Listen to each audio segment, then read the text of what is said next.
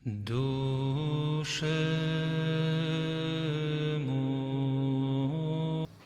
Selama Bapa dan Putra dan Roh Kudus. Baik, saudara-saudara, ini masih tanggal 1 Januari 2021. Kita masih di Wisma Nasaret di Semarang. Ya, hari pagi. Kan di Ortodok ada sakramen pengakuan dosa. Itu kalau kita tidak ikut sakramen pengakuan dosa masih bisa selamat jiwa. Masalahnya bukan itu. Kita bisa ngaku dosa, tapi ada jaminannya nggak untuk pengampunan? Jaminan apa? Ada jaminannya bahwa kita diampuni tidak? Boleh saja, saya nggak mau ngaku dosa, saya ngaku dosa langsung pada Tuhan. Pertanyaannya, apakah kita dijamin untuk mendapat pengampunan? Bagaimana tahu? Nah, kalau sakramen itu karena yang nyuruh Tuhan Yesus sendiri. Dan itu ada jaminannya. Coba kita baca di dalam Yohanes pasal 20 ayat 21 sampai 23. Maka kata Yesus sekali lagi, damai sejahtera bagi kamu. Sama seperti Bapa mengutus aku, demikian juga sekarang aku mengutus kamu. Dan sesudah berkata demikian, ia mengembusi mereka dan berkata, terimalah Roh Kudus. Jikalau kamu mengampuni dosa orang, dosanya diampuni. Dan jikalau kamu menyatakan dosa orang tetap ada, dosanya tetap ada. Ini ada janjinya Tuhan Yesus. Bahwa setelah dia bangkit dari mati, dia memberikan kuasa kepada para rasul dengan diembusi dengan Roh Kudus ini. Kuasanya apa? Kuasa untuk tadinya dapat melakukan pengampunan dosa. Barang siapa engkau dosanya engkau nyatakan ada, tetap ada. Nah, ini terjadi bukan karena orang itu sakti, itu enggak. Ini terjadi pertama karena dia yang berjanji.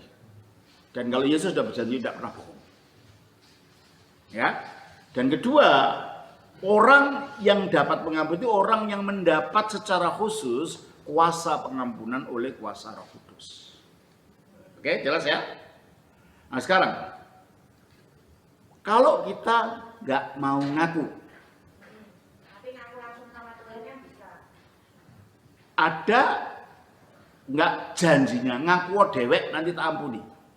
Ada nggak? Ada nggak? Ngaku sakarepmu nanti tak ampuni? Ada gitu? Enggak. Yang ada adalah terimalah Roh Kudus. Barang siapa dosanya engkau ampuni, dosanya akan diampuni. Dan barang siapa dosanya engkau nyatakan ada, dosanya tetap ada. Berarti yang diberi otoritas siapa? Sebentar, saya selesaikan dulu, jangan tanya dulu. Jadi yang diberi otoritas siapa sih? Para rasul. Oleh karena itu, kalau kita ngaku saya tidak punya dosa, Alkitab mengatakan kita bohong. Kita baca coba 1 Yohanes pasal yang ke-1 ayat 7 sampai 10. 7 sampai 9. 1 Yohanes 1 ayat 7. Tapi jika kita hidup di dalam terang, sama seperti dia ada di dalam terang, maka kita beroleh persekutuan seorang dengan yang lain. Stop dulu. Hidup dalam terang itu yang gimana? Hidup yang tidak usah menyembunyikan apa-apa dan tidak takut untuk diketahui orang. Tidak ada yang disembunyikan.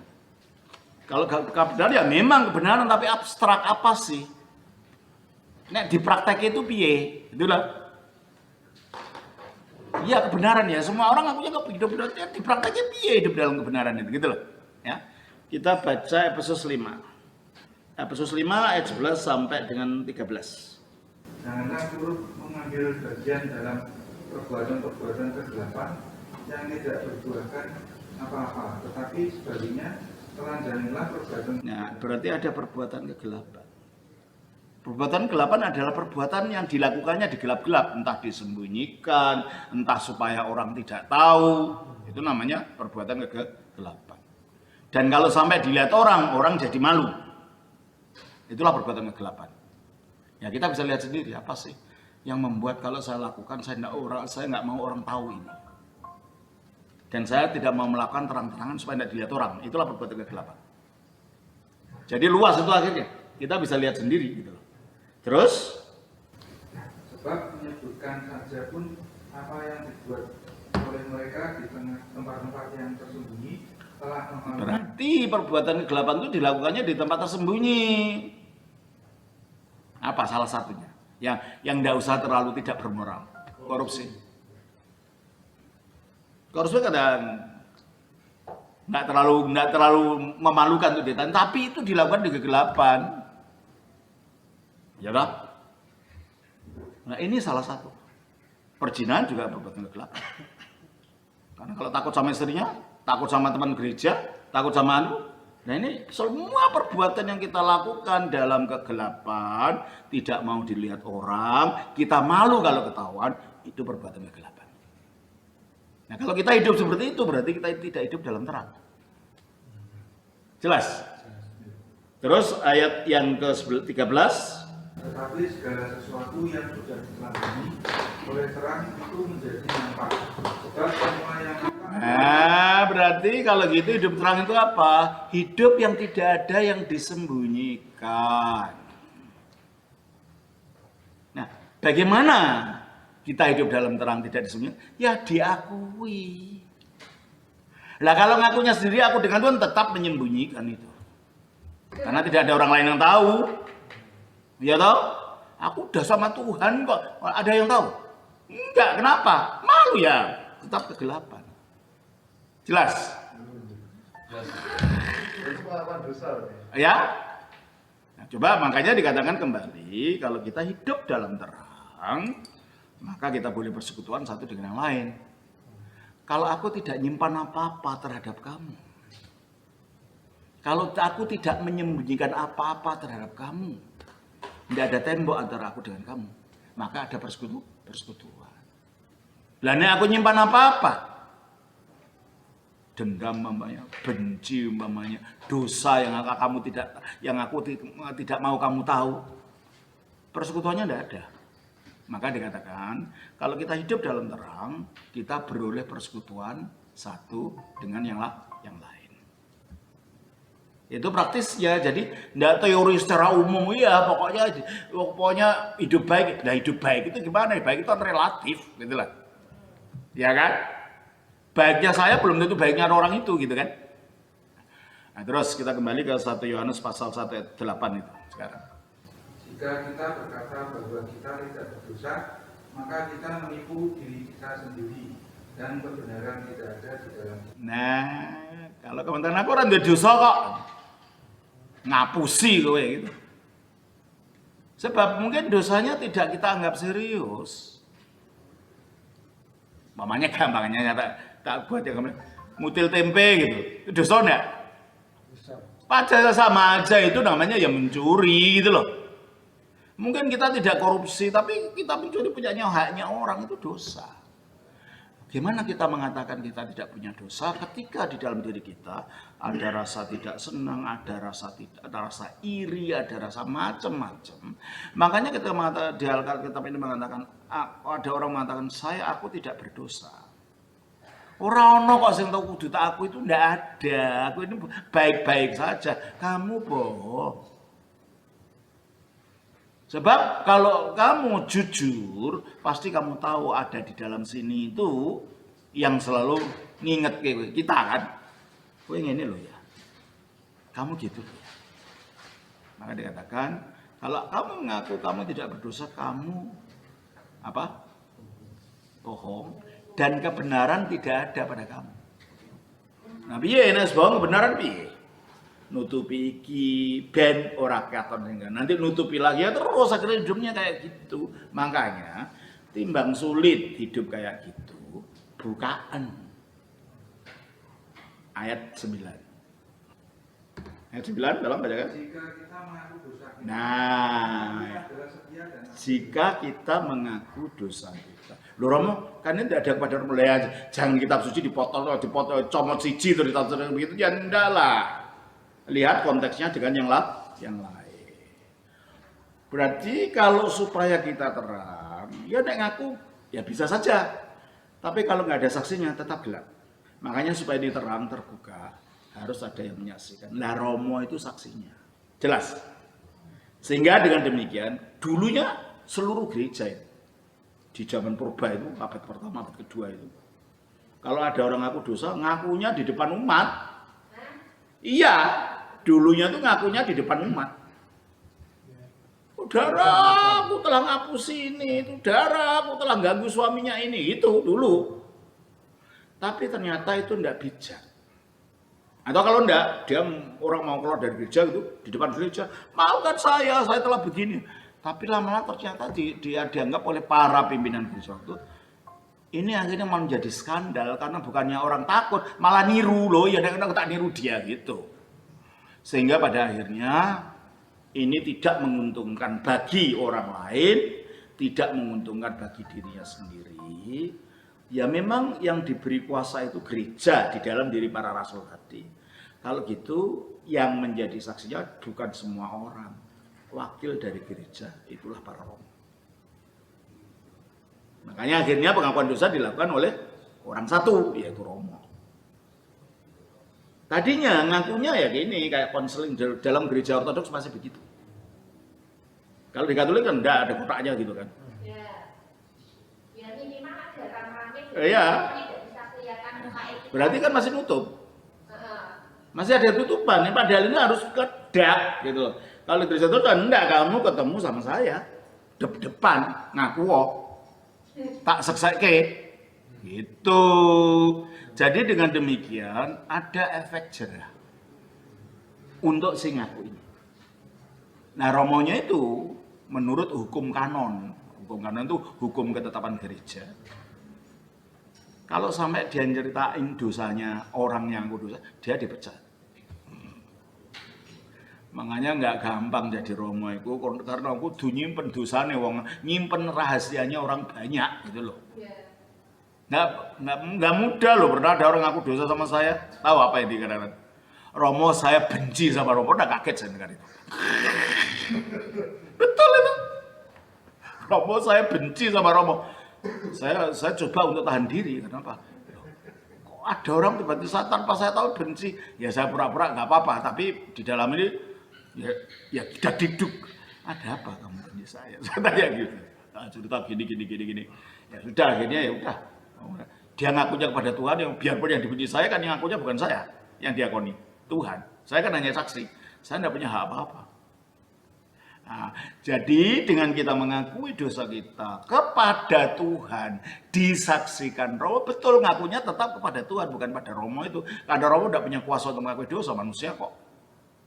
Yang bisa mengakui dosa adalah Tuhan. Maka terimalah Roh Kudus. Barang siapa dosanya kau ampuni, dosanya kau ampuni. Berarti yang memberi pengampunan dosa adalah Roh Kudus yang hadir dalam gereja itu. Jelas ya? Nah, efeknya apa? Kalau kita ngaku gitu saja enak saja, nggak ada efek jerah, nggak ada orang sing roh Gusti Allah karo aku kok, nggak takut gitu. Tapi kalau ada Romo, kok dosa bolak-balik kuwi, lama-lama malu kan? Nah, ada perubahan. Gitu. Jelas. Jadi saya nggak usah membuat teori yang muluk-muluk, yang praktis saja. Nek dosamu bolak-balik kok dosa yang sama, nggak lakoke kromo yang sama, apa lama-lama ndak malu?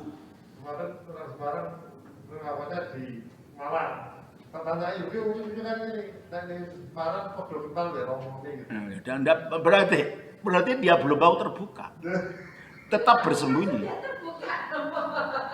Karena tujuannya supaya hidup terang itu terbuka, itu loh tujuannya. Dan itu sakit loh.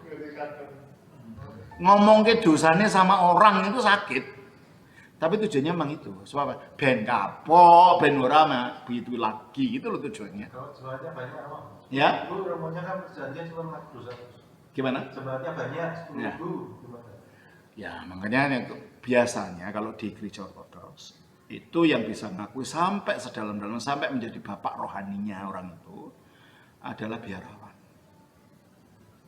Ya kita belum ada di Indonesia. Kalau di negara-negara ortodoks, kita pergi ke biara, ketemu romo yang sudah terkenal memang mempunyai karunia untuk dapat mengerti batin orang dan lain-lain gitu. Tapi diakui satu-satu gitu. Jelas ini ya? Sehingga dengan kita mengakui, baca ayat 9 tadi lagi. jika kita mengaku dosa kita, maka Dia adalah setia dan adil, sehingga Dia akan mengampuni segala dosa. Nah, kalau mengampuni Segala kejahatan. sesuai dengan yang ditetapkan oleh Kristus tadi, ada saksinya, lalu romonya menumpangkan tangan pada orang itu, maka dia menyalurkan dampak kuasa pengampunan yang dijanjikan kepada para rasul tadi. Ya kita bisa ngakui, tapi apa ada efeknya untuk kita? Enggak, kalau kita ngakunya sembunyi. Ya pokoknya syarat lah ya, aku pengen ngaku. Padahal pengakuan dosa itu tujuannya untuk penyembuhan batin, penyembuhan rohnya. Makanya pengakuan dosa itu sesuatu yang serius gitu loh. Terus perlu ngaku untuk ada orang yang kita salahi, kita bohongi nggak loh? Ya, kalau itu iya, karena kita juga ada dua sisi. Ngaku kepada Tuhan dan saksinya Romo, ngaku kepada orang yang telah kita sakiti hatinya, minta maaf. Ya ini untuk tujuan sosialnya gitu loh. Kalau selingkuh kan geger. Nah, kalau itu enggak sih, kalau selingkuh memang ada hal-hal yang tidak usah diceritakan. Tapi harus betul-betul bertobat loh. Saya pernah ada suami istri, suaminya ngaku, saya selingkuh dengan wanita ini di kota ini. Saya sampai punya anak. Istrimu tahu? Enggak. Nah, terus suatu hari istrinya ngaku dosa. Romo, saya curiga loh suami saya selingkuh. Gimana saya ngomong? Tak kandani? Ya enggak. Pada boleh. Ya tapi akhirnya saya menyesal karena akhirnya saya tidak bisa memberikan solusi bercerai mereka akhirnya. Geger. Konangan akhirnya. Nah, ternyata suaminya yang ngaku dosa hanya sekedar untuk ngaku, bukan tujuan untuk hidup dalam terang dalam memutuskan itu. Jadi dosa yang diakui itu harus dosa yang rela untuk dilepaskan gitu loh. Bukan untuk hanya diakui terus tetap disimpan dalam hati, tidak bisa, itu bukan ngaku dosa itu. Jelas ya? Ya. Oke, udah ya ini ya. Jelas. Apalagi pertanyaannya? Tentang purgatori. Purgatori.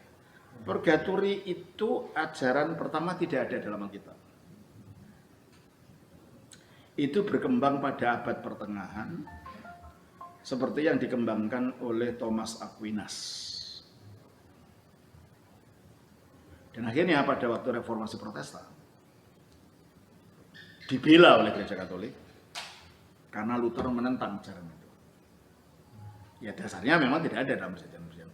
Akhirnya digunakanlah kitab Makabe, di mana di situ ada mendoakan orang mati. Ya memang ada mendoakan orang mati, tapi api penyucian tidak ada.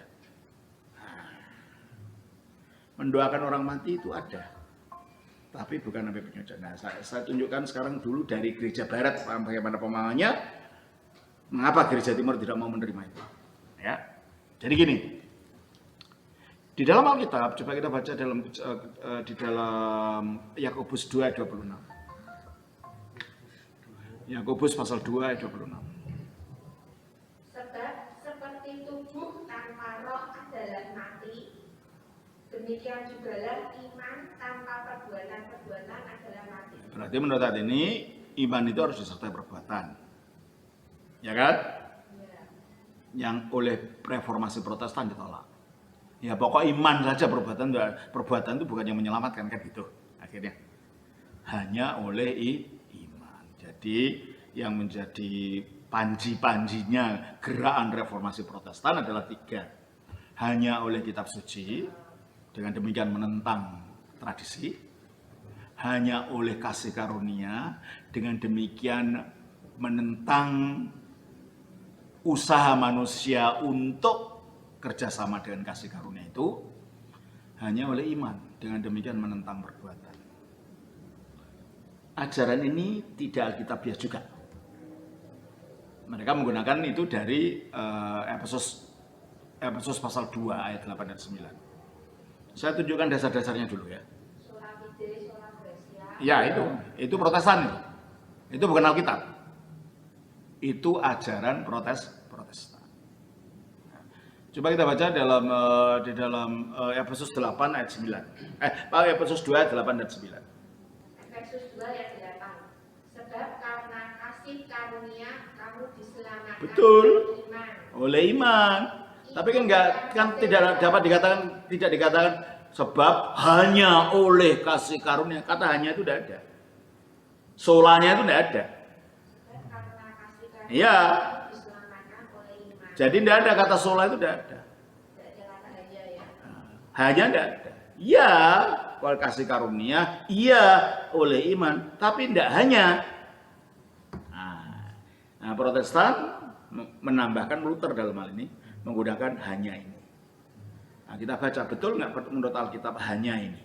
Kita baca Yakobus 2 ayat 24. Jadi kamu lihat bahwa manusia dibenarkan karena perbuatan-perbuatannya dan bukan hanya karena iman. Bukan sola fide. Betul? Ini kata Alkitab loh ya. Bukan sola fide. Fide ya, sola tidak. Sola fide itu fide. Sola fide itu, sola itu hanya. Fide itu iman, hanya oleh iman. Dan di menurut ayat ini bukan hanya karena iman, bukan sola fide. Tapi fide ya, Efesus 2 ayat 8. Tapi tidak hanya. Nanti saya jelaskan apa bedanya, ya. Terus hanya oleh kasih karunia. Kasih karunia ya, tapi hanya tidak. Seolah-olah ya udah pokoknya Tuhan Allah yang akan menyelamatkan, aku tidak berbuat apa-apa gitu loh. Itu sola gratia itu. Mari kita lihat, betulkah kita tidak berbuat apa-apa?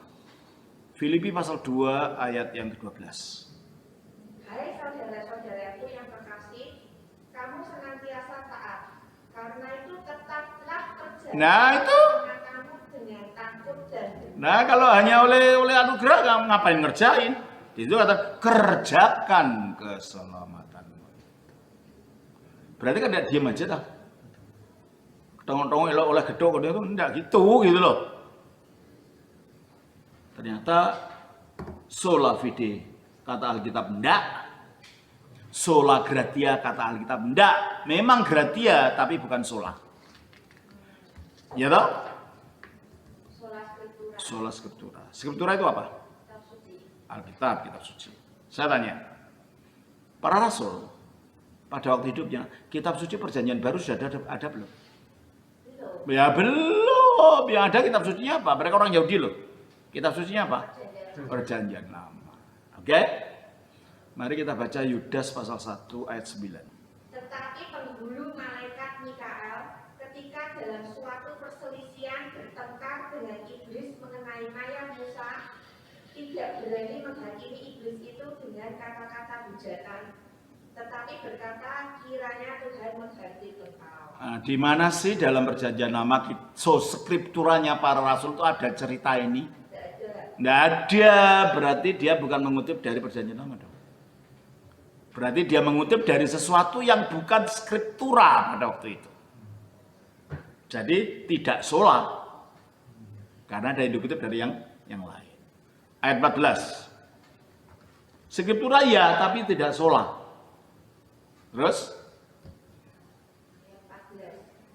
Juga tentang mereka, Henokh, keturunan ketujuh dari Adam telah bernubuat, katanya, sesungguhnya Tuhan datang dengan beribu-ribu orang kudusnya, hendak menghakimi semua orang dan menjatuhkan hukuman atas orang. Ada nggak ini Henokh bernubuat seperti ini dalam perjanjian lama?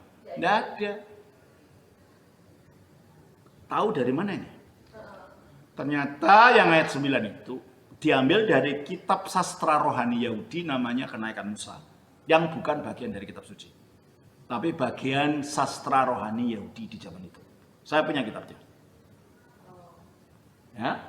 Dan yang pas ayat 14 itu diambil dari kitab, sekali lagi yang kitab rohani, tapi bukan bagian dari kitab suci, yang disebut kitab Henokh. Pasal 1 ayat 8. Saya punya kitabnya, jadi saya tahu dari tepat sekali dan memang dikutipnya. Berarti kalau gitu, sebagai orang Yahudi, dalam hal ini Yudas, tidak mengikuti ajaran sola skriptura, karena dia berani mengutip dari sesuatu yang bukan skriptura. Kitab kenaikan Musa sama kenaikan Henoh. Kitab Henoh. Jelas ini ya?